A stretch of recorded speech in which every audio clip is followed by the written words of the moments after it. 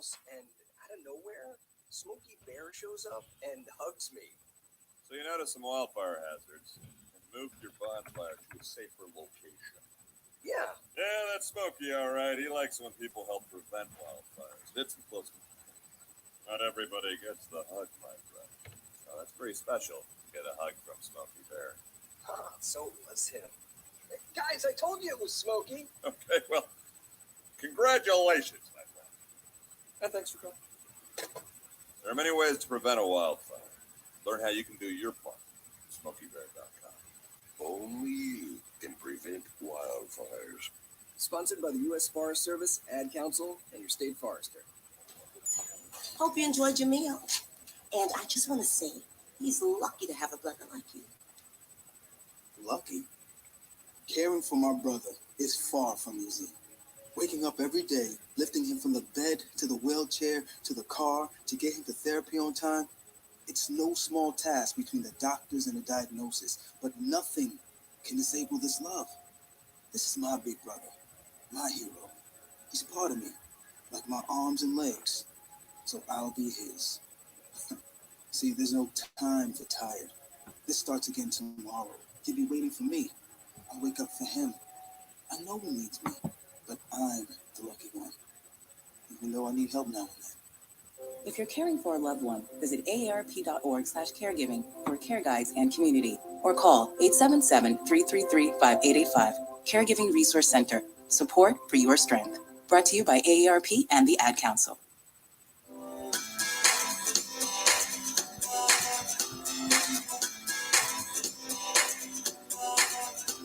People been saying to your friend, get a different face, and posting on their feed, they're super ugly. The things they say to them online are cruel and they're not true. So tell your friend, I'll stand up for you. Don't worry, I know what to do. Tell the world I see with an emoji to stop the bullies.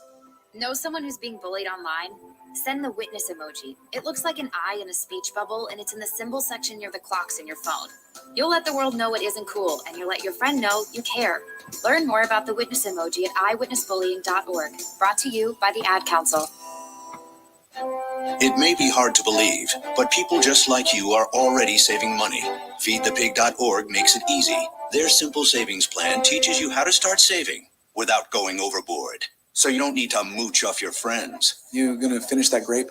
You mean the one in my mouth? You don't need to stop buying the necessities. What you're smelling is a natural musk. Ew. You don't need to be a medical test subject. How do you feel? Mostly okay. Sometimes, though. You don't need to get a second job as a stuntman. We need a new stuntman. Let's break for lunch. You just need an internet connection. Don't get left behind. Start your personal savings plan with the tips and tools on feedthepig.org. That way, you don't need to sell your soul to the devil. $15 is the best I can do. All right, deal.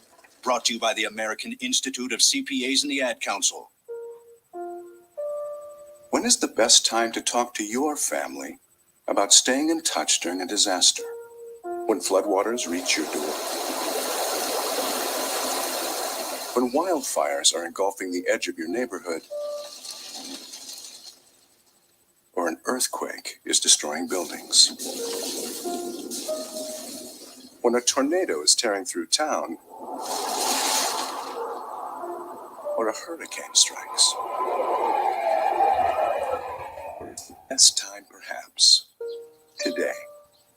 During a disaster, you may not be able to stay in touch with your family or friends as easily as you think. And it's not always as simple as using your cell phone. That's why now is the time to take action. Go to ready.gov/communicate and make your emergency plan today. Don't wait. Communicate. Brought to you by FEMA and the Ad Council. It's the Worldwide Sports Radio Network.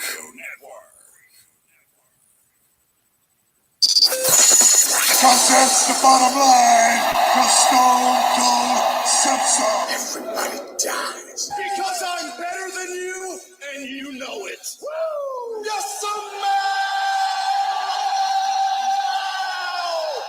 what the Rock is Now, welcome to Off the Mat with Alex Lowe's, Josh Silverberg, and Lyle Gillen. Good evening, everybody. Welcome to the only wrestling talk show on the Worldwide Sports Radio Network. Welcome to Off the Mat. My name's Alex Lowe's. With me at this time is Lyle Gillen in Long Island. How's it going, Lyle? How's your week been so far? Going really well. I'm very excited that it's Friday and that Rampage is now on 7 o'clock just for tonight only. Oh, that's interesting. I don't have to stay up till midnight, but well, it wouldn't be midnight, but I would end up taking a while to fall asleep after watching a wrestling show till 11. That's a blessing. I could get some sleep. I haven't really slept well recently, but I'm really excited to do this show. We got some huge news to talk about. Absolutely. And it's gonna be a good one. Pertaining to one of the segments, I'm actually wearing a Nightmare Cody shirt for what we're talking about during the show.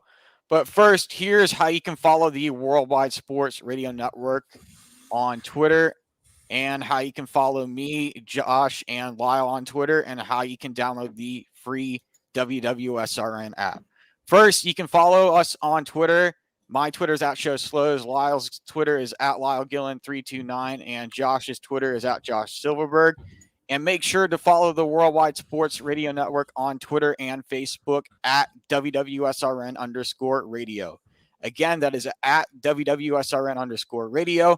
Also, if you want to call into the show, the number is 203-903-8271. Again, that is 203-903-8271. Also, make sure to follow Off the Mat on Twitter @OffTheMatWWSRN, and same for Facebook. And how do you download the free WWSRN app?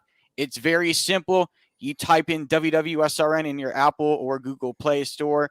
You download the app and you'll get access to show articles, bios, any replays of shows you may have missed, special guest interviews, and so much more. So please be sure to check all that we have available on Off the Mat, on the Worldwide Sports Radio Network, and on bodyslam.net. Also, here is the Off the Mat website that you can find. The link is in our Twitter description for Off the Mat WWSRN. You click on that link and you'll get access to upcoming pay-per-views and shows, a show archive, special guest interview archive from all the guests we have had on Off the Mat, an ACW American Combat Wrestling page, and a Contact Us page if you want to contact us directly. So now, Lyle, it's time to dive into our first topic. And this is something that I saw during the week, which was very, very interesting. I just happened to be scrolling through my Instagram. MLW put out a news article that's saying that Karrion Kross is returning to MLW for their big super fight show. And I just wanted to get your thoughts on that. What do you think about Karrion Kross going back to his roots and now going to where he needs to? Who do you think he's going to pick a fight with? Because I think there's two people that he could go up against in MLW, Jacob Fatu or Mads Kruger. I think those would be good options, but I'm just thankful that he's going to finally be he's going to finally be Karrion Kross again. And that's what he should have been. But, WWE has to PG everything, and they changed it to Karrion Kross. It's awful. But I'm very thankful that he's going back there. I think he's going to do well in the indie scene. I think if they kept him and Scarlett together and what they were doing at NXT, they had money. Yeah, they really did. You think about all the big matches they had on at the takeovers for Karrion Kross and Karrion Kross and what he did and how big of a impact he had for the NXT Yellow brand. But now that's kind of not the same anymore, because now NXT is focusing on younger and a younger talent and picking different talent from different promotions that are new to the wrestling scene. Yeah, they definitely changed their way of going about things, and I think over the years we have realized that WWE doesn't handle the guys coming in through the indies very well. No, I they don't don't. think they understand them very well. There was a report that they had to make Karrion Kross a character, or they had to give him something. Yeah, and I don't understand that because I don't either. When you had him with the song, the TikTok, you had Scarlett. I feel like that was a lot, something you could really use to from a marketing standpoint to sell Big T-shirts and do things with. And I don't understand why they had to give him a mask. I don't. It just Yeah, it's a little and bizarre. he talked about that in his interview with CVV Chris Van Vliet. If you haven't seen that interview yet, go watch it. It's on Chris Van Vliet's YouTube channel. And Killer Kross dives exactly into that part of his time with WWE and how much everything kind of changed after he got called up to the main roster. It's a great interview. Okay, I'll definitely check that out. And he also does touch a little bit on what he's doing now, because he's also not only is he still doing wrestling, but he's also diving into different things. Like he talks about wanting to do film, which I think would help him tremendously, because there's a lot of people in film for wrestling. So I think that would be a great move for Karrion as well.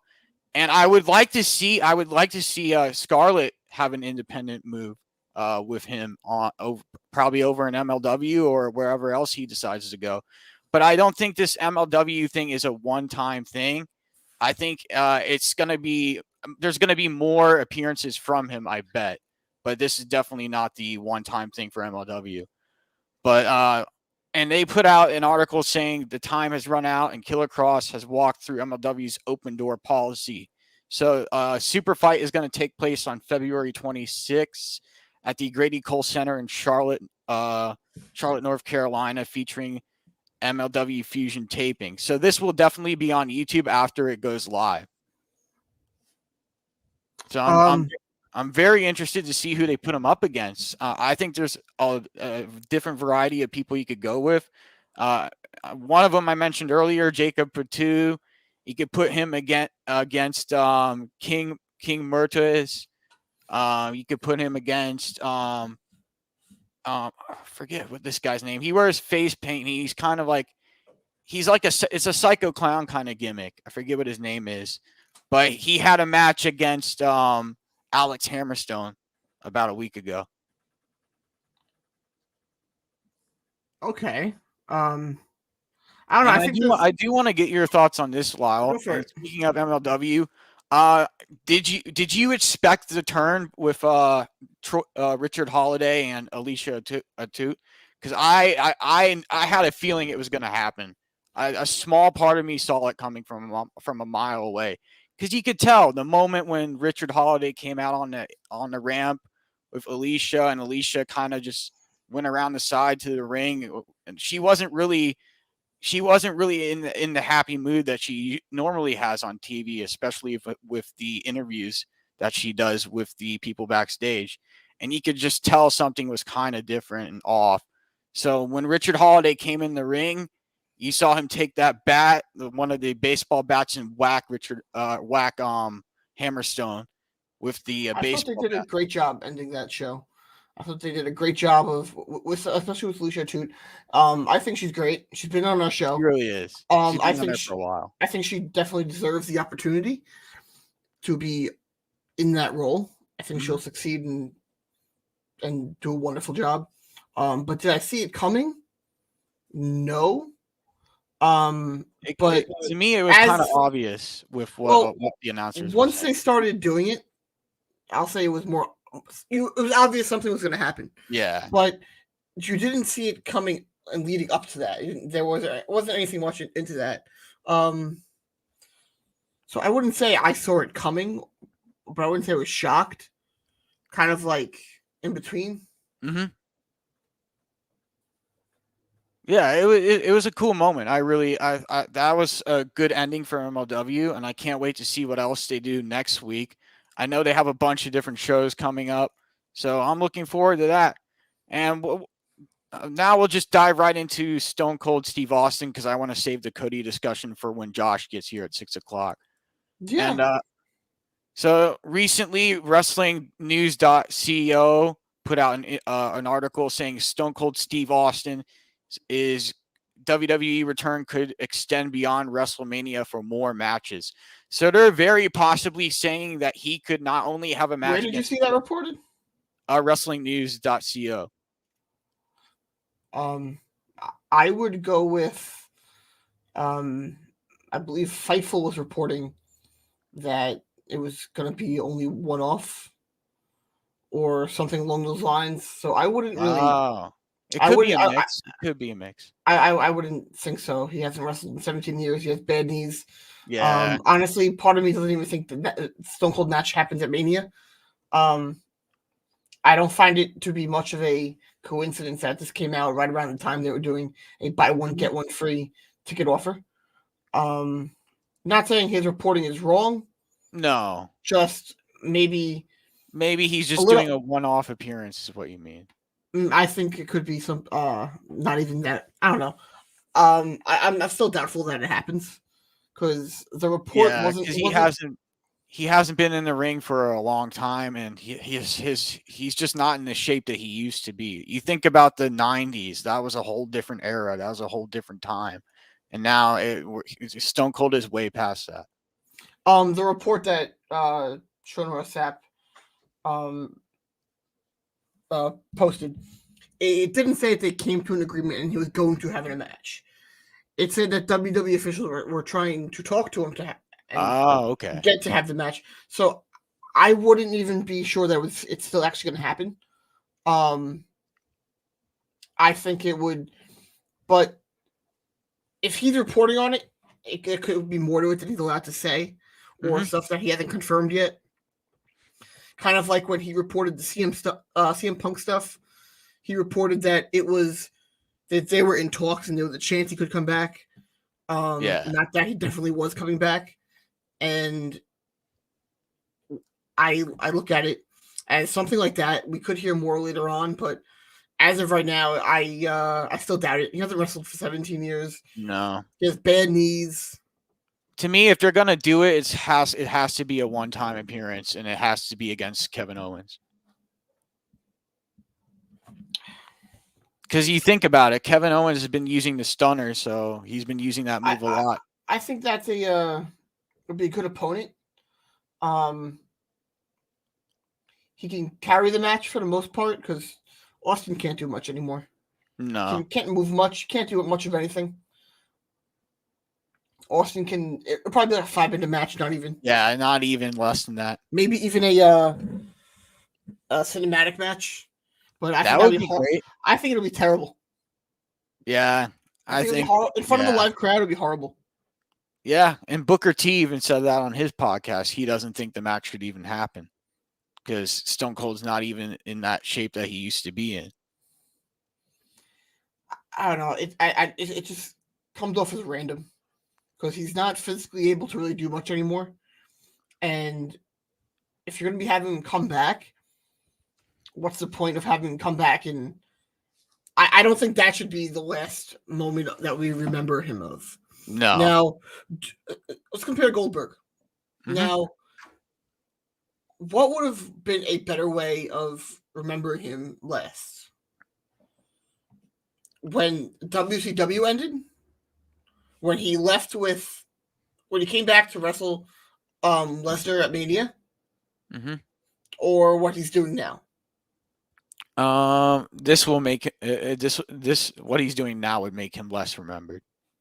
Yeah, and even when he did that match he had against Austin, that was not a good way to be remembered. So you look at it, and he came back really to, one, for his kid, and two, part of it he wanted to be remembered in a better way, but he can't wrestle anymore, and it's gone too long. Yeah, he's not good. Agree. No one wants to see him. No one wants to remember him this way. And I think if Austin comes back and has a horrible 5-minute match where he does nothing just for a cheap pop, I don't think it's I don't think it's the right way to remember him. No, I think the way he ended his career against The Rock that was a great way to remember him. That's a great way to end your career and go off. Absolutely. I don't know. I don't think it's something that should be done. No, and you're right, because people want to remember. People want to remember Stone Cold for those matches, the matches against The Rock, the matches against Shawn Michaels, the matches against Triple H. People want to remember those type of matches that Stone Cold had, not something that's brand new that is basically going to do damage to Stone Cold's career. Do you think that they were desperate in bringing him back because they were having trouble selling tickets in Dallas for 2 nights? I think that's what it is. The WWE is struggling, and they've been struggling for a while. They really have. You see the ratings. They only get like 1.8 million now. That's it for Raw and SmackDown combined. So someone, I shared the group. Someone commented, a tag team match for Mania. Stone Cold and Taker versus KO and Rollins. That's something you would A, want to see, and B, think could happen. I think it could happen, but it's not going to be a long match. It's not going to be an overdue 15-minute match. It's going to be like 5 minutes or less. I also don't see Taker doing anything physical at Mania. And I don't think Taker's doing anything either. I don't think he'll do any matches at Mania. I think he could have maybe a tiny something, but I doubt it. He seemed pretty set that he was retiring. Yeah. I know everyone wants to see him come back, but this is kind of his hurrah at WrestleMania that he's going to be getting. He'll come out at Mania like everyone does for the Hall of Fame. He'll get his big send-off that way that he deserves in front of the crowd. But I think he's done. He kind of led everyone on to believe that he was done. He has to retire eventually. He can't be wrestling until he's 80 at WrestleMania. No. Nobody wants to remember him that way. It goes back to what I said about Stone Cold. Mm-hmm. Do we want to remember Undertaker barely being able to move around the ring and injured? He's kind of at that point now. Yeah, he kind of is. It's not how we want to remember him. No. And I think that I just don't think Taker will do anything. I don't think Stone Cold should do anything. But I don't know. I can picture it happening for 5 minutes because I think they're desperate for tickets. But yeah, they're just trying to get ticket sales. They're trying to put butts in the seats, basically. I don't blame them. Like, that's a tall task. Selling out that arena for 2 nights in a row. They'll do what they always do and fudge your numbers because every Mania they do that. But that's okay. I think most wrestling companies, to a degree, will do that. They do it in sports too. But it's a tall task to sell out that arena for 2 nights in a row. Yeah, even one night. That was. What did they do the last time they were there?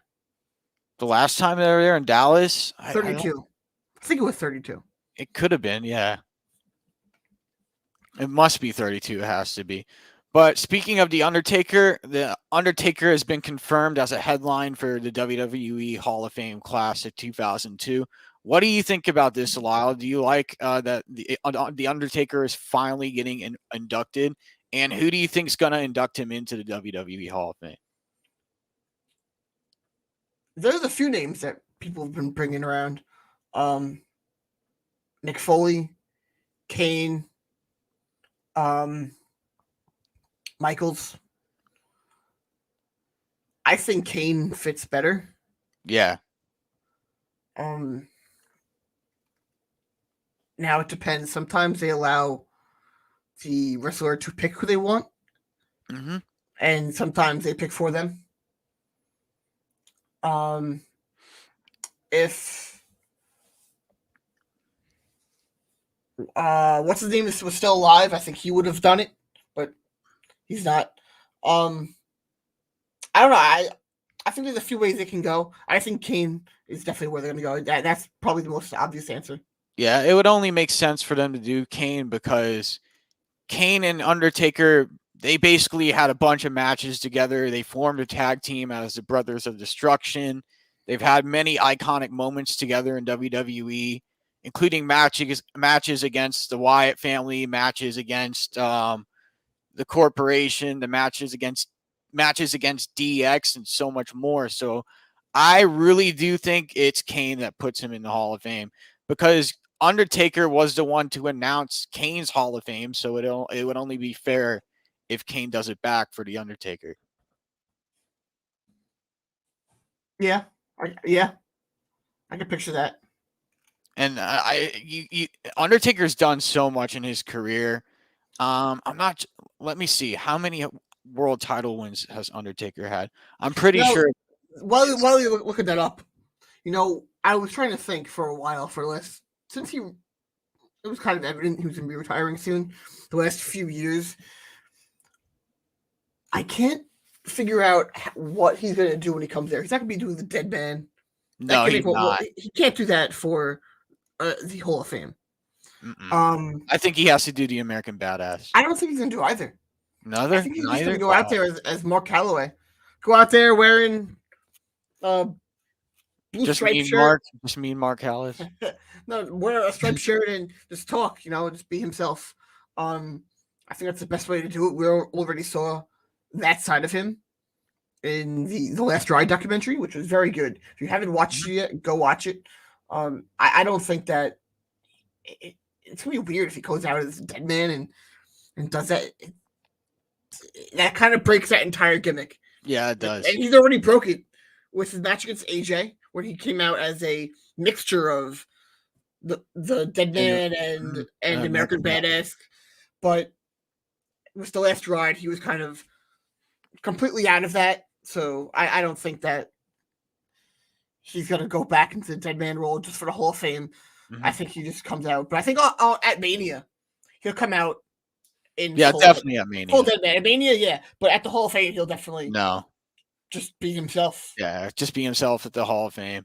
But The Undertaker has won 7 world titles for the WWE. And then in Match of the Year 1998, he got that for Mankind, a Hell in a Cell match at King of the Ring. So he's done a lot. He's accomplished a lot. And it goes without saying, The Undertaker has just done tremendous feats, including the streak, which went all the way up until, I believe, WrestleMania 29. No, streak ended at WrestleMania 30. 30, yeah. Against Brock Lesnar. Me and Josh were there at WrestleMania 29, and he definitely did not lose against CM Punk. No, he did not. So he's done a lot, and I'm very excited to see the Hall of Fame, the speech that he's going to do, and I wonder how the fans are going to react to it. I think the fans are going to give him a really good welcome into that class for sure. Oh, yeah, definitely. I don't know what they're going to do with the rest of the Hall of Fame. I don't know if they're going to have other guys get in. A lot of people have been speculating that it's just him. I don't see that. I think they'll definitely have a couple extra guys on, but it's after SmackDown. Yeah. Goes off the air. They're then going to transition to that. And I believe their local time, it'll be from 7 to 9, and then 9 to 11. Mm-hmm. So Eastern time, it'll be till midnight, which that's late for the Hall of Fame. Yeah, it really is. I could be wrong in that time slot, but that's how I believe it will be done. I don't think you could have just Taker by himself. No, you can't. They'll definitely have some other guys on there. Maybe he'll get the most time. Maybe it'll be a shortened class, but I don't see them doing that. No. And I do see for the WWE Hall of Fame, I do see them doing a opening video package for The Undertaker after his speech. And I wonder what they're going to put in those clips. I would like to see the Hell in a Cell match in there. I would like to see stuff from his WCW career a little bit when he was there before he went over to WWE. I would like to see the matches with Brock Lesnar, the moment where he got eliminated by Maven in the Royal Rumble. I want to see that in all those clips. Okay. because that was pretty shocking. If you remember that, Yes, I nobody do. was expecting that. Nobody. And then matches against Ric Flair and Hulk Hogan, and matches against Kane. When I think it was early, I'm not sure what year it was, but it was a year where The Undertaker came back with Paul Bearer. I'd like to see Paul Bearer in there too. They cannot. Oh no, they can't not have him on there. No, they cannot have him. They have to have him in the clips. They really do. 100%. He is quintessential Undertaker. There are so many people who haven't watched in like 20 years that when you mention the name of The Undertaker, they still go, oh yeah, does he still have that guy with him? Well, this would be like 5 years ago I was getting this whole time, but like this is how people remember him. They remember Paul Bearer being with him. They don't just remember The Undertaker. No. It was the two of them together. That was the image, and I think that Paul Bearer has to play a huge role in whatever they do for him getting into the Hall of by Fame. far. That's why I wouldn't be shocked if they had one of his sons induct him, but I think that would be a I don't know. I don't think that it's gonna be something they do. I think it'll be. I think it's gonna be Kane, but I wouldn't be sure. That would be pretty cool if they did that. I know they. I think they inducted Paul Bearer into the Hall of Fame already, right? And yeah, they have. I think it was his son who accepted it, and I think that'd be cool if they had him induct Taker. Yeah, and it's going to be an interesting WWE Hall of Fame. And as you touched on earlier, I don't know who else is going to be in the Hall of Fame. I don't know what other inductees they're going to include. But if I had to guess one that hasn't been in the Hall of Fame yet, that nobody's seen, and he's been wrestling in he had been wrestling in WWE for a long time. I would like to see this. I'd like to see what's his name? I'm trying to remember. Not Maven, somebody else. I'm trying to remember this guy's name because he had matches against Undertaker. It's hard to remember. Josh would know. But we're gonna take a break, and oh wait, we don't have a break. We're just going straight through because yeah. Okay. So now I'll just add Josh in. How you doing, Josh? I said take a break at 6. We do the opposite. Okay, I can see the great producing as usual. Wonderful. Well, as he touched on, there is no break apparently. I guess no breaks. Nope. Speedy said we're going to the ringer. I guess cool. That sounds wonderful. Great. Well, I guess you heard our conversation about the Undertaker, Josh. So, what are your thoughts about the Undertaker going into the WWE Hall of Fame? Well, I mean, listen. Before I get to the whole accolades with the Undertaker, there's a lot to pinpoint about his career and everything like that. But first off, I just want to start by saying the Hall of Fame is hogwash. It's fake. It's garbage. It's not even remotely true. Nothing about it is true. It's a nice event in the sense that it gives the wrestlers their chance to, unless you're Hillbilly Jim, give them, or Mr. T, a chance to actually talk about their career in a wonderful, amazing. All he did was want to talk about his mama. Okay. Yeah. Hey, it's my turn. You had a half an hour. It's my turn. All right. Don't yell at me. I'll sell your Dynamite ticket to somebody else. Okay. It's my turn. Damn it! Listen, I've been dreaming about Vegas all day today. Wait, hold on. What were you dreaming about in Vegas? Because it's part of that is not something you want to dream about when you're at working at a school. Let me tell you, oh, dude, I've been dreaming about Vegas all freaking day today in May, Memorial Day weekend. But anyway, there's some brothels right outside Vegas that are. Yeah, I don't want to go to those. I'm talking about stuff, But anyway, the point is, like, the Hall of Fame is hogwash. Having said that, I think it's fantastic. You had a feeling this was going to come eventually, especially it being in Texas, in his hometown, in his home state. It makes all the sense in the world for this to get butts in the seats, no pun intended, to get people to really, because people are going to watch. They're going to watch this, and everything like that. And I'm sure you guys touched on. I don't know if I didn't get to the beginning of it because I was driving. I don't know if you guys touched on the Cody stuff yet. And no, we did not. We were going to wait for you. Cool, perfect. So with the Undertaker, I mean, he was Sting's my all-time favorite, but Undertaker is right up there with me. I mean, I grew up with the guy my whole life, watching him with different characters, and he's one of the very few characters that I've seen in professional wrestling where he's made different personas work. He made the Dead Man character work, Corporate Ministry. He did a great job as the leader with that. Then he went to the American Badass character. And he made it all work. And that's a testament to him. Because it shows that, first off, he is, and he always was, very dedicated to his character. Yeah. That was something he was always, he was a true professional. He was a locker room leader, too. He was the guy. I mean, they had a thing. Remember, they had it with Court. No, we should not remember that for him. No. That was not something good to remember him by. What? Some of the stuff that they did and some of the stories that came out were not very. Well, of course. I mean, listen, good. I get that, but at the same time, he was the locker room leader, but times have changed. Some of the comments he has said since then about the wrestlers have not been very good, also. But no, they have not.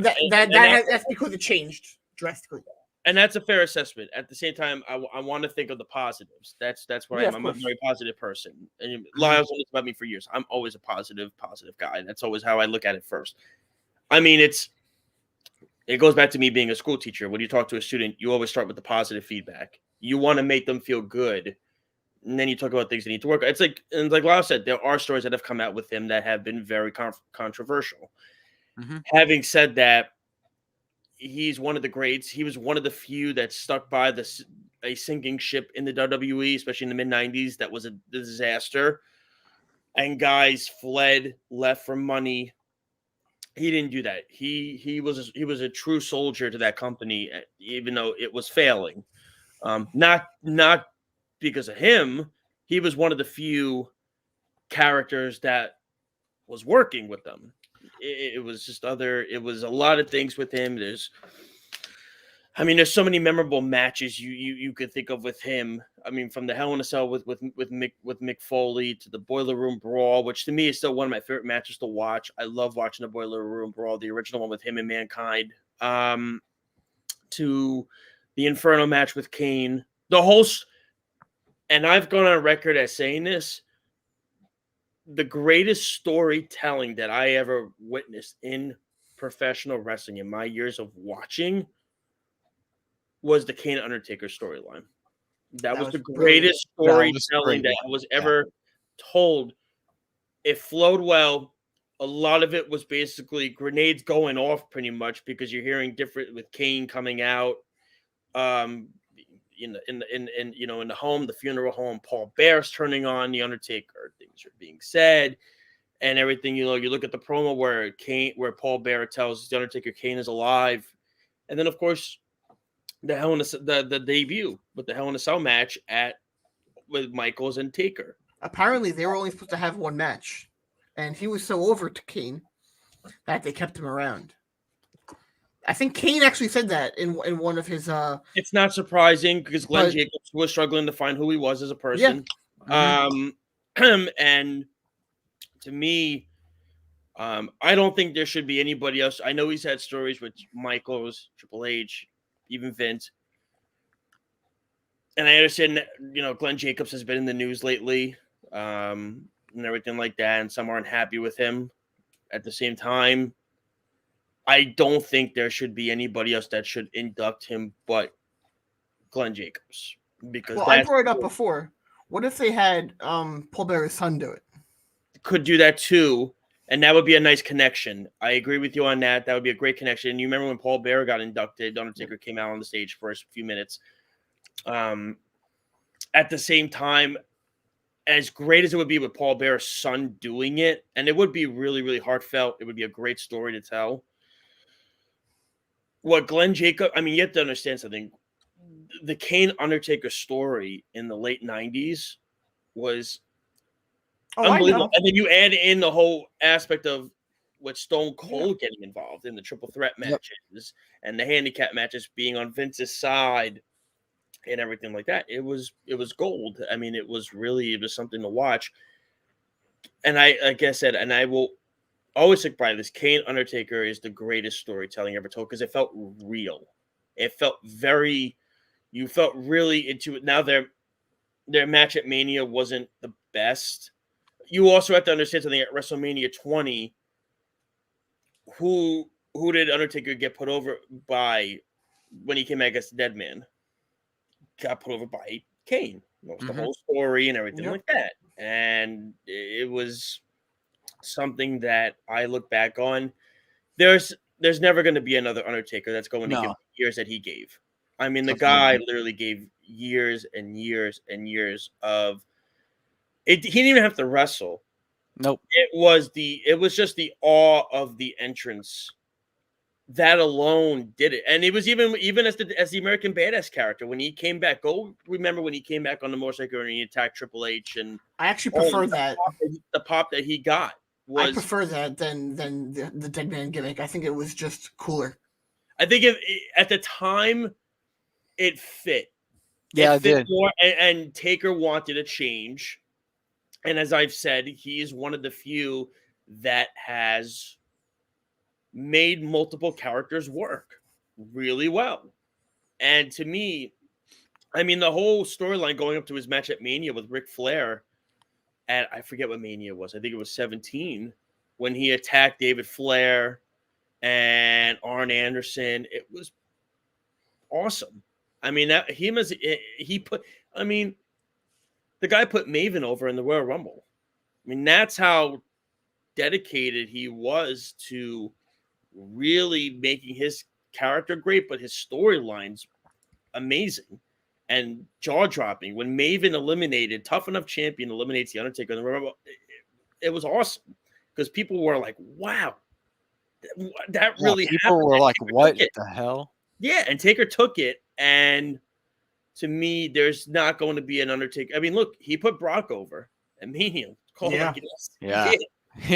And he finished the match with a concussion. Let's reflect on that for a second. How do you think that aged? Do you think that was the right call looking back now? Or do you think that should not have been done? At the time, I was against it. But when you hear him talk in his documentary with the network at the time, or now on Peacock, I understood where he was coming from now. Because the thing is, there was nobody that was coming into the WWE that had the accolades and the history that Brock had. And Taker said it in the documentary, and I might paraphrase, but he said, who had the history and the accolades? UFC champion, WWE champion, All-American at the University of Minnesota, got to the NFL. It's going to be very difficult to find somebody that had the achievements and the awards that Brock had. Because let's be real here. If Brock didn't do it and Brock was a beast at the time, who else was going to do it? Because I'm going to tell you, if it was Roman and again, no, but you know, no. Remember that reaction he got after he beat him? If he was the one who broke the streak. But you know what, though? And I completely respect Taker for this. When he said Roman had nothing to do with that match being bad, that was my fault. And honestly, when you look back at it, and I've watched the match before a few times, he's right. Yeah. Taker screwed up a lot of the stuff. He did. He didn't put all of his weight on the suplexes with Roman. And you could tell his movement was off during the match. He was off. He didn't put, like, when Roman went to go give him he put him up for a suplex. Taker screwed up. He didn't jump off the mat in time. He was off. Everything was off that night. I was there. I saw this match live, WrestleMania 33. But even his last Mania match with AJ, I enjoyed it very much. I thought it was really fun. It was so different. And the thing was, Taker said it. AJ Styles, when he signed with WWE, was one of the guys he said there were, at the time, there were very, very, very few he would fight again in WWE to come back out of retirement. AJ Styles was one of those guys. And I respect that because the thing with Taker is when he one, gets motivated, and two, Mm-hmm. he finds an opponent that he really wants to fight. Like, he really, really, really wanted to fight Bray at 31. That's why that match was really good. He was healthy, motivated, energized. He did everything right, you know? So to me, the Bray Taker match, which is a match I don't think, and I'm not even saying this because I'm a Bray Wyatt fan, I'm saying because it's the facts. Look back at it. It's a really, really great match. And give Bray credit because Bray carried the entire he really did. rivalry Off in that match. up until Mania for 2.5 months because Taker didn't show up. Bray did all the work. Bray did everything. He did the promos. He did everything. And when Taker is motivated, and the thing is, Taker finished that match at Brock with a concussion. Think about that. I mean, he passed out backstage. God bless the man, first off, for finishing a match with a concussion. God bless the man for finishing a match with a concussion against Brock Lesnar. That's not easy to do. And he did. And so to me, Taker is, listen, the guy was here forever. He was. I mean, he beat Hulk. He did something at the time that nobody ever thought could happen. He beat Hulk Hogan for the WWF Championship. And then Hogan did. I mean, that was an impossible feat at the time. Never going to happen. It was never going to happen. And then Hogan threw a little fit that that tombstone is dangerous. Yeah, I know. So then, like, 2 hurt weeks my later, he lost it to this Tuesday in Texas. He lost it this Tuesday in Texas. He lost it, but even still, though, it was still a monumental feat because at the time Hogan was unbeatable. Nobody was able to do it. Andre couldn't do it. Earthquake couldn't do it. King Kong Bundy couldn't do it. All the big guys could do it. And Taker, this young up-and-coming guy who had only been in the company for a year or so, beat him. And then, of course, the WrestleMania streak. That's never going to be duplicated again. No. Oh, okay. So me and Alex were talking before he came on. If anyone else would be in that Hall of Fame, and they're gonna have a lot of time to fill up. I don't think he's gonna be talking for an hour and a half. But my question to you, and someone brought it up in the comments on our stream, do you think Psycho Sid could get inducted? It's actually so funny that you bring that up because I was actually watching a documentary like 2 days ago about Psycho Sid. That's so funny. I'm really sorry. I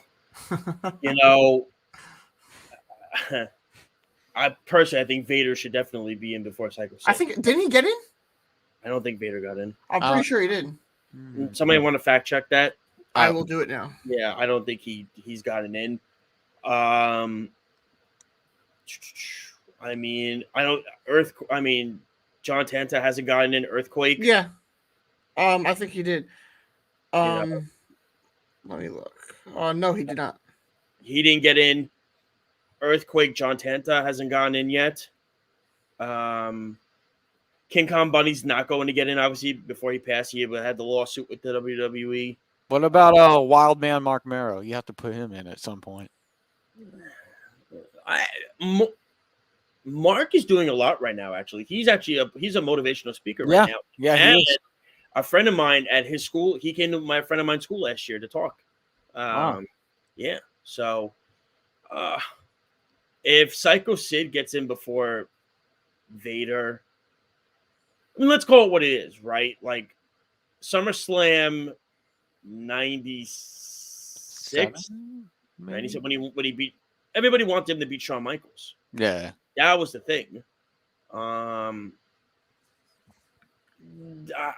think Vader should have been in a long time ago. He was probably one of the biggest stars in Japan in the late 90s. He was insane over there. Yeah, he was over as heck. He was over in Japan. Forget it. He was God, over in WCW. I mean, when he came over to the WCW, that was a huge deal because of how big he was in Japan. He was, and then he went to the WWF, and he was supposed to win the WWF championship, and Shawn Michaels was an asshole. Well, Michaels, I mean, literally, Vader screwed up one thing, and Shawn Michaels legitimately in the match kicked him in the head and called him stupid. There was if you want to think about how over he was beating Misawa and Kobashi in All Japan in the 90s. That's how over he was. And he was all over the Japanese wrestling magazine. He beat Antonio, and I believe he was beat all Antonio over it. Inoki in like 5 minutes, and people rioted. And, I mean, do you think about it this way, right? Like we talked about Undertaker beating Hulk Hogan, correct? That's like in Japan. That is similar to Vader beating Antonio Inoki. That's something that Inoki was. He was Hulk Hogan in Japan. That's how big he was. And Vader beat him in like 5 minutes, and people were rioting in Japan about it. I believe, after that happened, because it was with New Japan when it did happen. Sumo Hall, I believe, suspended New Japan from their home, from the hall for 3 years because of that decision. And to me, I mean, again, King Kong Bundy should be in. He will not get in, honestly, because it's unfortunate with the whole thing. I mean, there's, I think the more interesting conversation is going to be who gets in Hollywood next year. I mean, I would think Rock. I would think it's the best opportunity to do the Rockies. Probably the biggest actor in Hollywood right now. Rock, some are now maybe saying because Batista's so big now that The Rock might not want to be in yet. He might want to do it on his terms, and if that's the case, then Batista's the easy answer.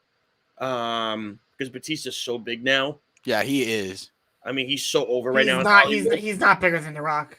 No, never way. Oh, I never said that. That's no.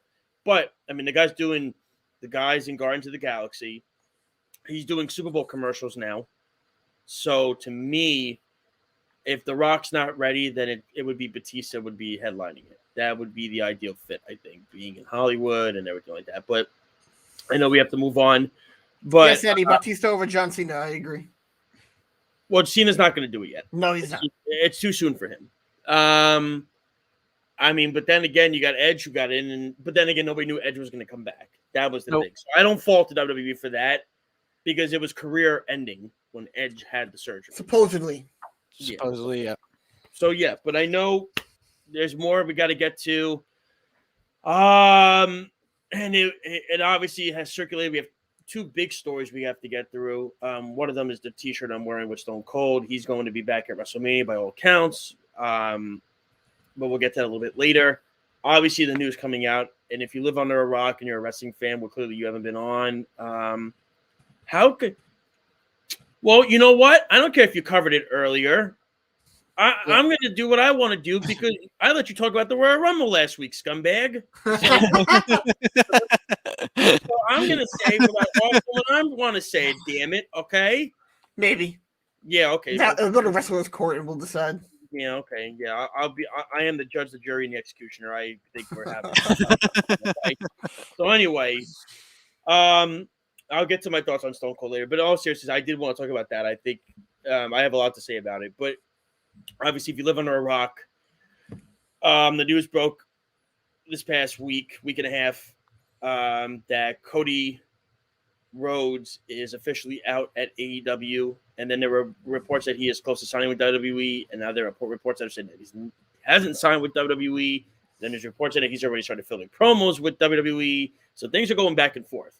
And now some are saying the only one anybody should have listened to is Sean Ross Sapp, Cassidy Haynes, and there's a couple more out there, but the list is very small. Yeah, it is. It's very small.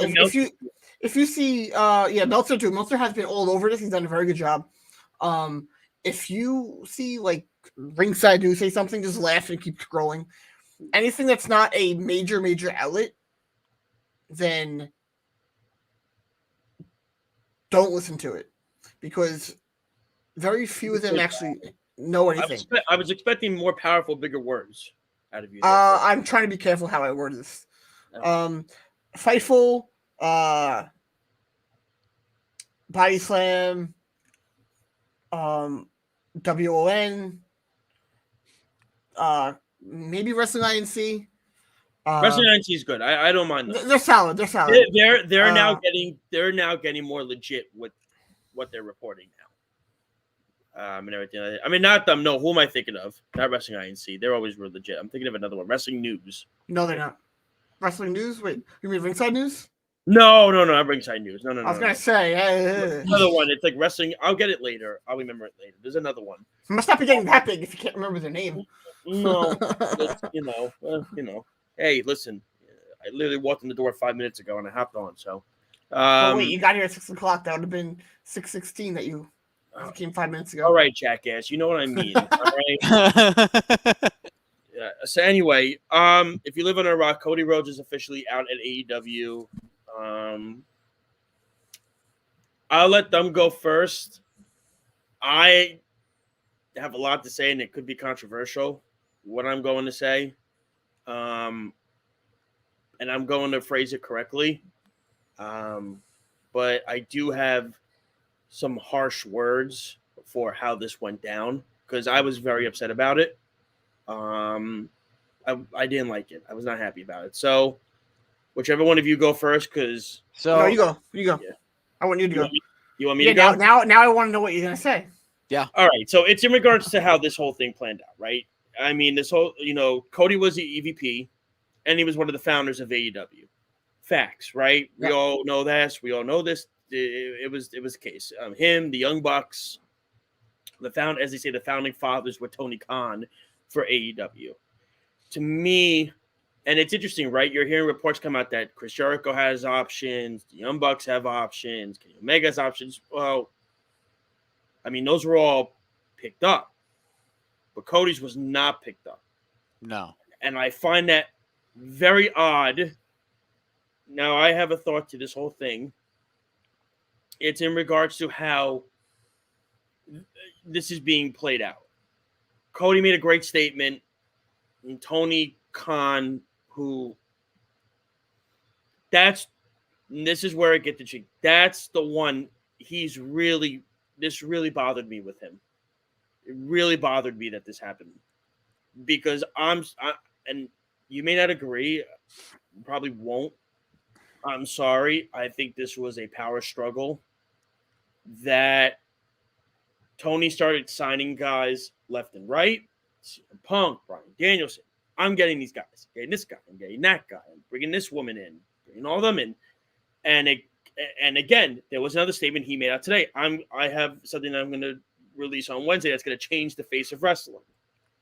He did that again. And to me, I think Tony got power hungry. And I'm sorry, I think he used Cody as a pawn to get talent here in the first place. There are things, you see it in the statement letters where Tony's name is on it, but it was never like the other people that are on it. And there were issues backstage with Tony and Cody not agreeing on things, and again, the power struggle, right? We talk about it happens. Like when things get big, and let's be real here, AEW is doing well, but when things get big, sometimes it gets to people's heads. Yeah. It does. And I think this was a case where Tony felt a little threatened by Cody. And to me, I find it extremely insulting that he did not pick up his option. I think it's a slap in the face. This was a guy that helped you jumpstart this company, this brand, brought talent over for you, brought people in because he had connections. Because let's be real here, without Cody and the Young Bucks and Kenny Omega, AEW doesn't get the talent at the beginning that they get. And that's what just really pissed me off with how Tony did this. I don't like it. People in the locker room I know are pissed off. They're not happy about this. Well, there was a report that there were also a lot of guys in the locker room that were happier about it, that he was gone. So maybe... Not for Cody. It was not for Cody. Don't unplug that. There was a report about how... It was for Brandy. It was for Brandy. I heard they were happy that Brandy left. Yeah. No, there were a lot of people that came out and said that they were. I did not see that report. I saw that a lot of wrestlers in AEW came out and said there was nothing bad about Brandy. Well, you know what? And nobody had it. Everyone loved her back there. There were wrestlers in AEW that came out and said that report about Brandy was false. Well, I'm sorry, but I'll tell you this: you could be pissed off at Cody all you want. Without Cody, AEW is not where it is. Nope. It's not. I think it's as simple as him and Tony's had a falling out. I don't know if I don't think it's about power for. I agree. I agree with Josh. I think it was a power hungry thing, and I think it had to do with money too. And then I think there had to be a disagreement on both ends. There had to be. I think they just had a falling out. Because the week before, Cody and the rest of EVPs they were meeting and discussing plans for the future. Mm-hmm. So he didn't want to leave. No. He was planning on staying. He wanted to stay. He was telling people that stuff about his contract was just negotiations. He was gonna renew and stay. Yep. And I believe that he actually thought that. I don't believe Cody wants to go to WWE. I don't believe that at all. I believe with every ounce of my body, Cody would rather take a year off and stay home with his child than go to WWE. You think he doesn't go to WWE? I'm not saying I don't think he does, but a big part of me thinks he would rather do that. Okay. All the things he said, not only on TV, I'm not talking about on TV, because that's all part of the character, but on the first Jericho cruise, after there's videos of him telling the crowd and joking around, pretty much making fun of reports of people thinking he would actually go back there. I don't know. It just, something seems weird. I don't think I don't know. It's money too. Money talks. Yeah, it's a money issue as money well. Talks. Yep. Always money. Well, Cody wanted $3 million a year to stay there. Now, just if he's just a talent or a wrestling talent, I don't think he's worth it. No, but for everything else he does, he is. And if you look at WWE, they definitely do think he is worth it because they're pulling away an executive vice president and a top talent from a rival promotion. I mean, let's be real here. The Road to the Top show, which I watched, I thought it was a great show.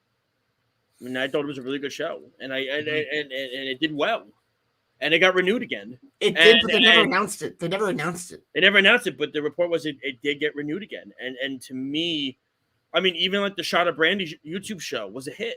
Yeah, Shot of Brandy was a massive hit, and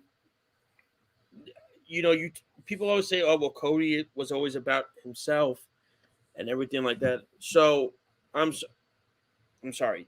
You're telling me him putting over MJF, Darby Allin, and Mr. Brody Lee, is making it about himself? I mean, when he legitimately said, "I will never challenge for the AEW Heavyweight Championship again," let's be real here, in WWE, that gets canned away. Yeah. AEW, it didn't happen. No. He did not wrestle for it again. He put over young talent that he helped scout and bring. He did a phenomenal job putting over talent. I mean, he did a great job. People were complaining about it for a while, but look at the main event from Dynamite last night, 2 nights ago. It was great, and those two guys are in the spot they are because of Cody. That's 100% correct. Yeah, that's like MJF is in the spot, and one of the big reasons is because of Cody in that storyline. And I mean, you could go Mr. Brody Lee beating Cody in like a 2-minute match. Malachi Black had 2 wins over Cody. Mm-hmm. Put him over. And so to me, listen, was the character getting stale? Yes. But I'm just so annoyed that Tony is, and I think it's great. He's bringing in this guy. He's bringing in that guy, and this girl, and that girl. But one of the guys that helped you build this empire that you're trying to build, and to just say, nah, we're good. You can go. I don't, and I'm sorry, I have an issue with the cons in general. I do. I want to hear your opinion on this. I saw a report that he was still going to run the Nightmare Factory. Yeah, I could see that. Mm-hmm. It's not the official. It's not the official school of AEW, but it kind of essentially is. You have QT as the head trainer. Of course, QT's the head coach. Dustin's there. Yeah, you have so many guys there. Now it is his separate school, but I find it very interesting that he's going to be doing that and going to WWE and still helping out essentially rival talent. So that is part of the reason why I think he would rather go to stay home for a year and just do that, because I think deep down inside that is a sign that he wants to help AEW without being contracted there. Of course, he said in the same, he still wants people to watch AEW. Yeah, he did. I was just about to bring it up, but he wants to watch them. I really don't think he left because he wanted to go to WWE. Of course not. No, he left because he was forced out the door. Yep. Which to me is disturbing. It's really disturbing. Well, right now we think he's forced out the door, but I understand. It's professional wrestling. At Revolution, you can come out. We don't know that. 100%. But you know what, though? I don't think it'll happen. But no, neither do I. I think you know me. You both know me. I've been very mixed on how Tony Khan handles things at times. In the sense that I think, and again, even with the Khans in general, I mean, and I might even say it's because of wrestling, but like, look at how their sports teams are doing. I mean, they're both pathetic. You know what I'm saying? Like, they are. I mean, so it's like, not that, I mean, AEW is not pathetic at all. AEW is really good. Obviously, some people might not think that, and that's their opinion. They're allowed to have their opinion. But when you're constantly bringing in talent left and right, and you're not picking up your guy who helped you build this brand back on an option, but you'll bring back other guys' options, to me, it's just mind-boggling to me. And call it like it is. When Cody was EVP, the stories that he was coming up with and helping create were really good stories. Well, he wasn't actually involved in creative for a majority of his time in AEW. Towards the end of 2019 is when Tony took control over. But you see what I'm saying? So he already started taking away. It went. Think of it as, well. If you look at what was happening, it wasn't. I don't blame him, because a lot of the complaints were structure, storyline, and things that they were doing. And honestly, I think looking back, it's the right call. He had to. They were learning on the job, and you really can't take that chance. But I think that nothing. He did a better job, but I think the show got better than if they all stayed booking. Because if it stayed booking, you would have had Kenny doing the women's division, which was brutal at the time.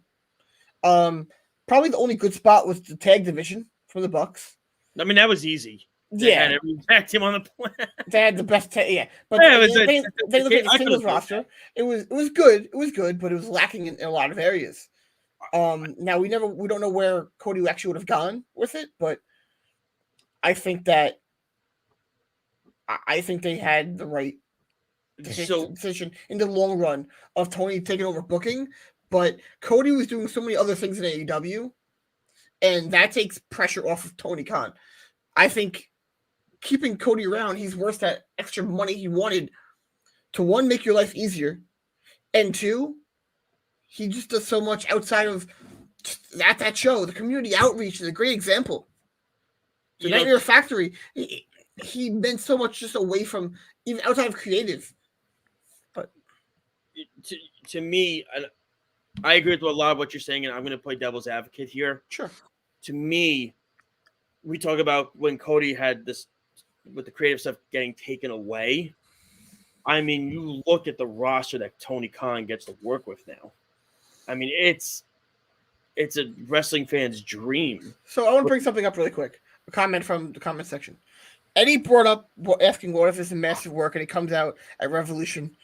I'm not going here, and goes heel. But here's the question: where's the end game in that? Because he was technically already. He wasn't even contracted. Well, no. He was getting booed more than anybody what he was doing originally. So Yeah. what's the point in doing this just to get him to turn heel if it was so easy to have him be a top heel without much he was getting booed originally? I mean, it would be kind of a great swerve, though, wouldn't it? He had the whole letter out, everything. I don't think there's any end game that could really make sense. No, I agree with you. I think it's an easy. I agree with what you're saying. But it's not a heel turn, Eddie. So it's which comment are you doing? The Facebook one? Yeah, I'm reading Facebook. Oh, sure, you can read the Facebook one. When I read the Facebook one, we're not allowed. Well, I'm not reading people saying stuff that are like they're Hold on. First of all, Snug's your biggest fan, so I'm just saying, like, actually, you should love your fans. I have a fan right behind my green screen. It's pretty large. No, trust me, even that fan's not a fan. So it's but I mean, it just really upset me how this went down. Yeah, it's disappointing. I think it is to a sense. He's a tremendous loss to AEW. Now, do you think he comes back eventually? I do. Think, I don't think when everything settles. I think when the dust clears, calm down, and because now the thing is, this is all on Tony now. This is all on him. Yep. He doesn't have a person to lean on and say, "What do you think of this? What do you think of that? How do you think this went? I think that one." That's another thing I thought Cody did a really good job with, is that he was kind of and if you watch Road to the Top, Tony leaned on Cody for, even though he wasn't making the decisions and stuff like that, he leaned on him for opinions. Yeah. And that's gone. Yeah. I mean, that's not there anymore. And, to me, I mean, I'm still I mean, I still can't even get over it, how this all went down. I mean, it happened so fast. I logged into Patreon as soon as the article from Fightful Select from Sean Ross came out. So I want to read it because I have no connection at work. I log in and I go back to Twitter to go click the link. And when I go click the link, it automatically refreshed, and Sean Ross is retweeting the statement from Cody and from AEW. I'm like, holy shnikes.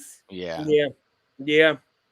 mean, I even put out a poll on Twitter saying, did the move of Cody Rhodes leaving AEW shock you?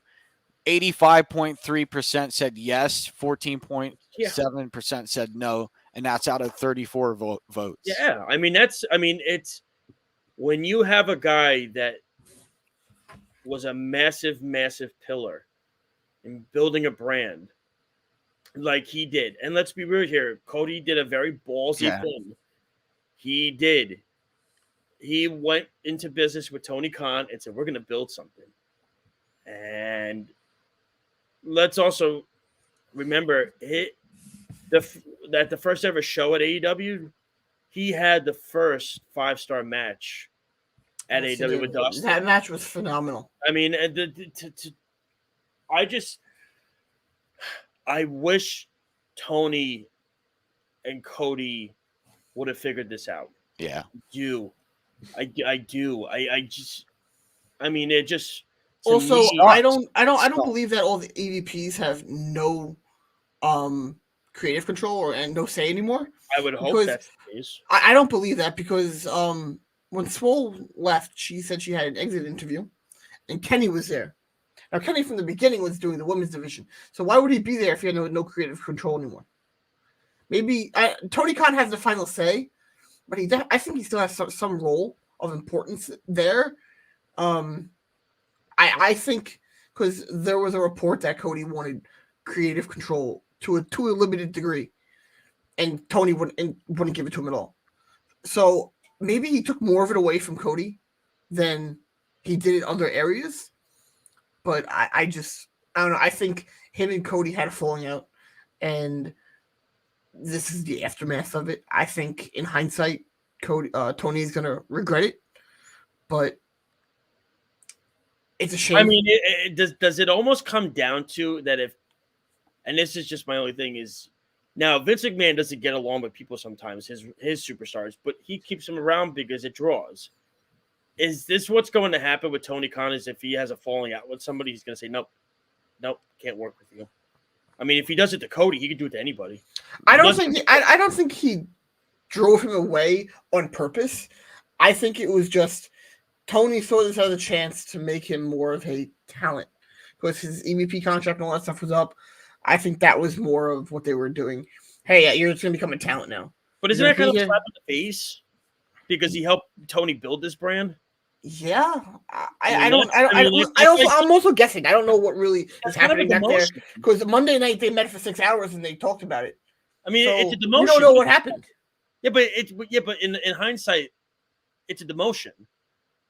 Yeah. You're getting demoted. Yep. And that's a slap in the face. And to me, we all have jobs and everything. If we got demoted, we'd be pissed off. Yeah.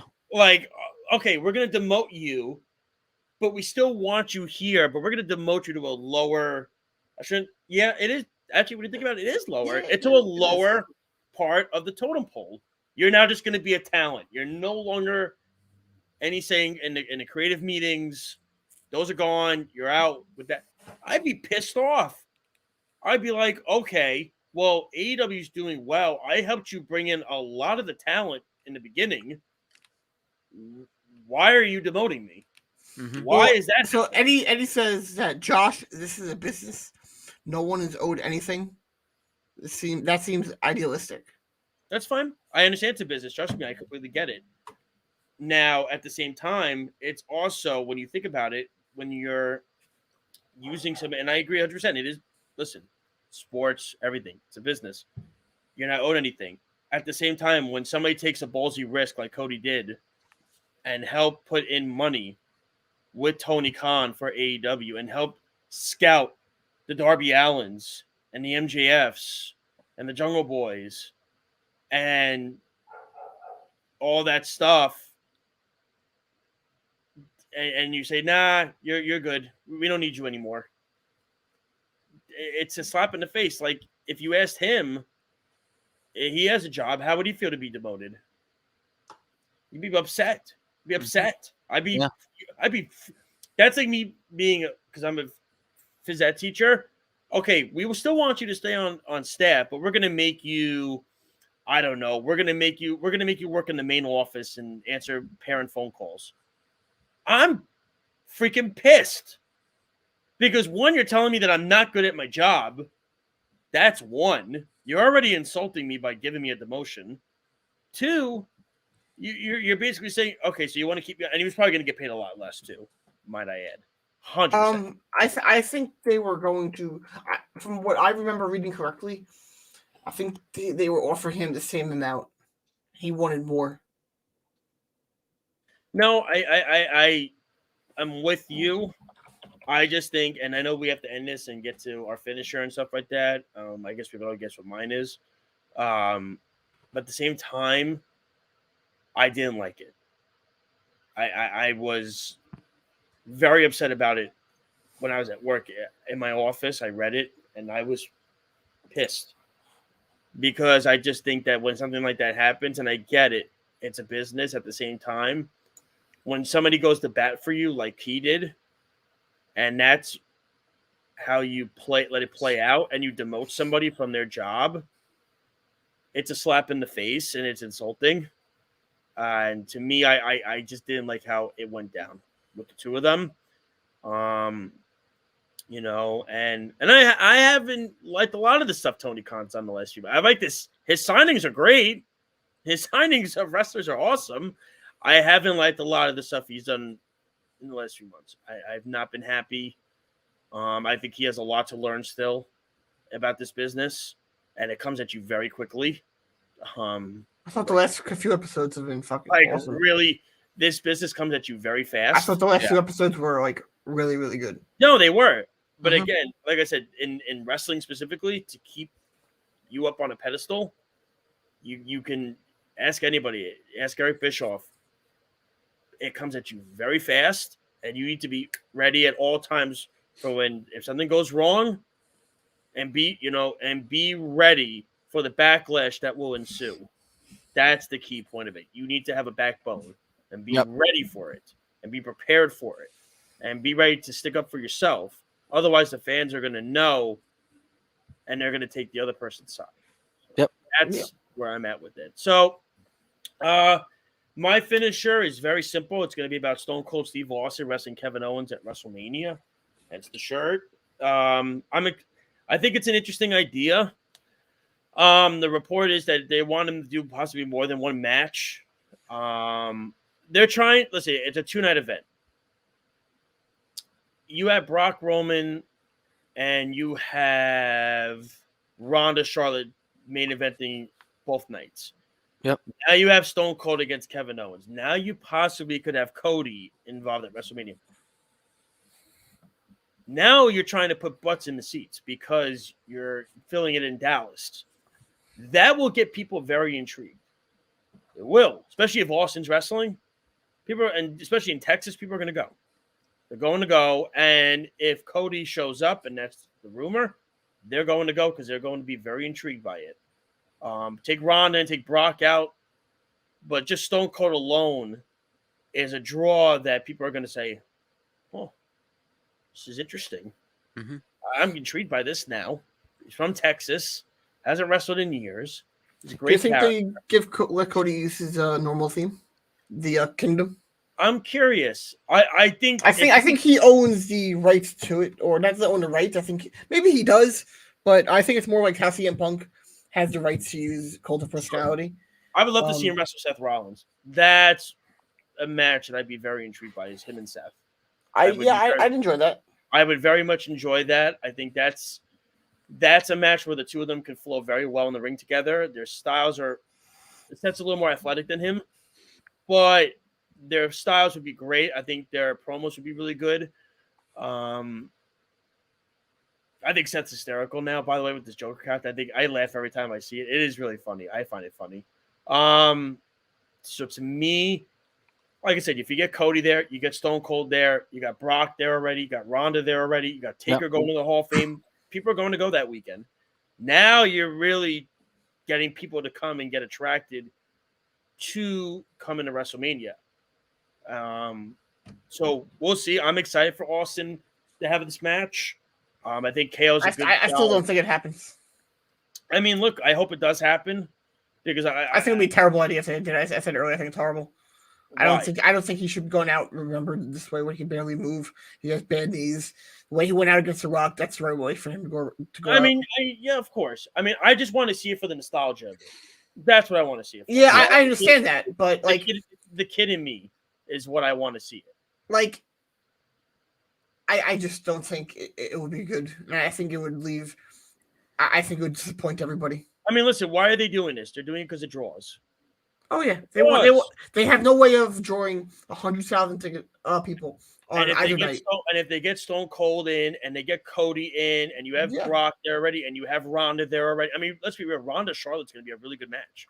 Yeah. I mean, so it's like you're going to get people to come. Taker's going to the Hall of Fame. People are going to go. They're going to flock. I don't know. I just don't think Austin goes and does it. I don't. No, we'll see what happens. I mean, look, like I said, just the kid in me wants to see it.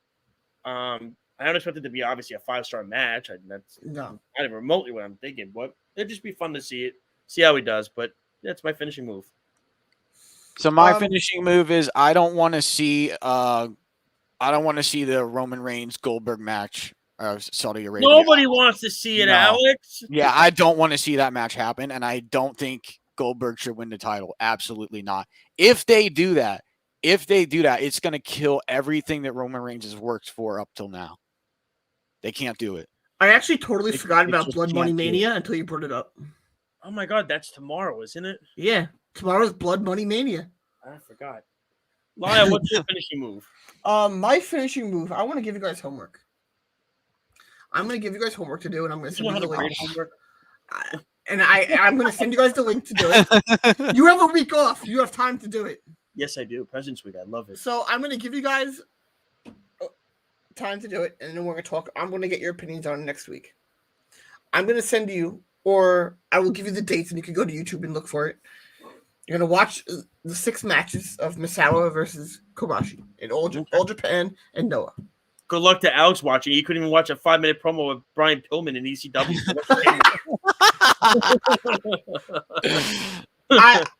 That's your. I'll watch it. I know you will.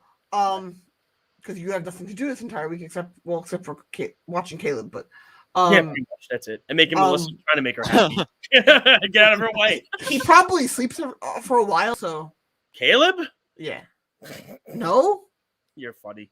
During the day, he doesn't sleep. Oh, it's like hit or miss.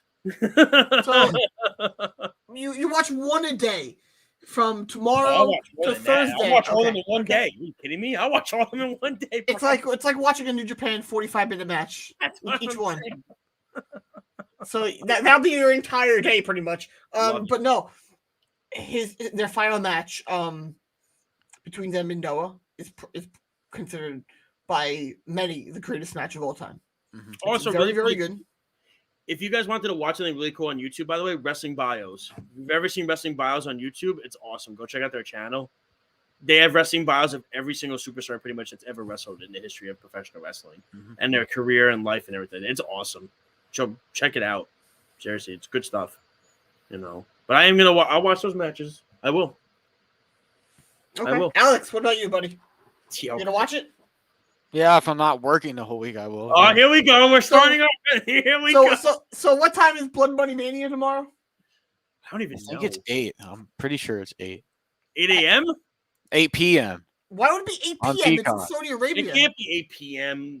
Alex, it's freaking... Probably 12 or 1. Yeah, probably 12 or 1. I'll be busy anyway, so I won't be watching that. But yeah, Jimmy, Yeah. I won't watch it anyway because it will be a shit pay-per-view. Oh, Alex!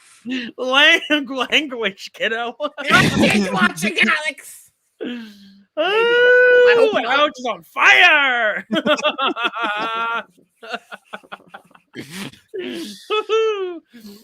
Oh, man. All right, so before we make our way for Weapons Hot, we just want to tell you how you can listen to our show every week and other shows right here on the Worldwide Sports Radio Network and, of course, on bodyslam.net. Check us out on the WSRN app. If you have an iPhone, go to the Apple Store, type in WWSRN. If you have an Android, go to the Google Play Store, type in Worldwide Sports. The entire app is free. Check out our show schedules, articles, content. If you want to rewatch an episode, if you want to rewatch an episode or you want to watch a clip of something you might have really liked and you want to watch it again, you certainly can on the app.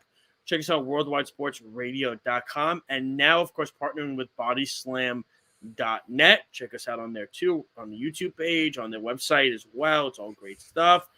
We're on Facebook, Instagram, YouTube, Twitter, Facebook, Twitch. We're all over the place. And then, of course, you have the Off the Mat website, which is on our Off the Mat Twitter page. So you can check that out as well. I know Alex always does a great job with it. He does an amazing job with it when it comes to the pay-per-view schedules, which it's not even let's call it like it is. Alex, it's not a pay-per-view schedule. It's literally every week. Dynamite. Oh, WrestleMania's there. Dynamite. Oh, well, you can't forget about the New Japan anniversary show, too. It's an 8. I still can't believe you didn't go to Dynamite when it was in your city. Yeah, what was that, man? What the freak was that? Really quick, I know we do have to go. I'm all in on Vegas. You are? So are you ready to spend how much you're going to have to spend on flights? Okay. So, by the way, you saw what I sent you. I sent you that snapshot with the MGM Grand price, right? That was a great price. I didn't. Maybe I missed it. Let me look. Yeah, it was a great price. It was a great price for MGM Grand. No, I don't see it. I'll say it to you again. Maybe, so pretty much. Yeah, maybe it didn't go through. It was like 500 total. So then technically it evens out then. So. So it's like when you look at it, it would be so convenient because AEW Double or Nothing is going to be in MGM Grand. So it would be like, show's over. Yay, we could go back upstairs to our room now. It's awesome. It's great. It's awesome. It's the best. I mean, it's like, oh, show's over. All right, everybody's leaving the hotel. They're going here. They're going. Now we're gonna go back upstairs. It's easy. It's great. Or we can go to a bar. Uh-huh. And drink. Yes. And have fun. Yes. Oh, dude, what are you kidding me? I'm getting there like Saturday And morning. by the way, we should take a red eye on Monday night. Are you nuts? Are you an idiot? So that then we have the entire day of Monday, and we go there and we have fun, and then we go. Speedy's saying wrap it up. Okay. Yeah, Speedy. We'll wrap it up. All right, ladies and gentlemen. Wrap up, these. Yeah, and this time name our show correctly, Speedy. I love you. Damn it, we're not recon missions, okay? For God's sakes. I mean, but thank you so much, ladies and gentlemen. Enjoy all the wrestling this weekend. Enjoy the wrestling next week. For Lyle Gillen, for Alex Lowe's, for Speedy Petey, I'm Josh Silberberg. Thank you so much for tuning in to Off the Mat here on the Worldwide Sports Radio Network and bodyslam.net. Have a great weekend, everybody. Take care. Kenny Omega, say what you got to say. Bid you adieu. So say with me now if you know it. Goodbye. Mwah, and good night. Thank you for listening to Off the Mat on the Worldwide Sports Radio Network, your source for all things wrestling and sports entertainment. It's the Worldwide Sports Radio Network.